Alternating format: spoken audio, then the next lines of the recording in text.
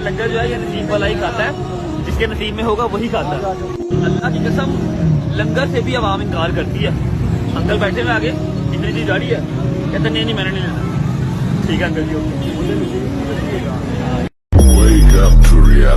और वो अल्लाह से कहने लगा, मैं तेरे बंदों से गैरुल्लाह की नियाज दिलवाकर माल का एक मुकर्रर हिस्सा ले लिया करूंगा, और जिस चीज पर अल्लाह का नाम न लिया जाए उसे मत खाओ कि उसका खाना गुनाह है। और शैतान लोग अपने रफीकों के दिलों में ये बात डालते हैं कि तुमसे झगड़ा करें, और अगर तुम लोग उनके कहे पर चले तो बेशक तुम भी मुशरिक हुए। कहो कि जो अहकाम मुझ पर नाजिल हुए हैं मैं उनमें कोई चीज जिसे खाने वाला खाए हराम नहीं पाता, बजुज इसके कि वो मरा हुआ जानवर हो या बहता लहू या सूअर का गोश्त, कि ये सब नापाक हैं, या कोई गुनाह की चीज हो कि उस पर अल्लाह के सिवा किसी और का नाम लिया गया हो।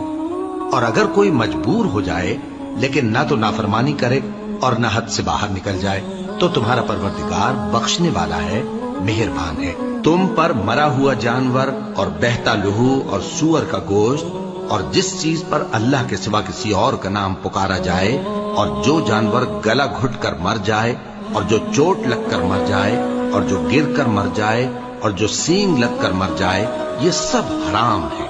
और वो जानवर भी जिसको दरिंदे फाड़ खाएं, मगर जिसको तुम मरने से पहले ज़बह कर लो। और वो जानवर भी जो गैरुल्लाह के आस्ताने पर ज़बह किया जाए, और ये भी कि पांसों से किस्मत मालूम करो, ये सब गुनाह के काम हैं। आज काफिर तुम्हारे दीन से नाउम्मीद हो गए हैं, तो उनसे मत डरो और मुझी से डरते रहो। आज मैंने तुम्हारे लिए तुम्हारा दीन कामिल कर दिया है और अपनी नेमतें तुम पर पूरी कर दी, और तुम्हारे लिए इस्लाम को बतौर दीन पसंद कर लिया।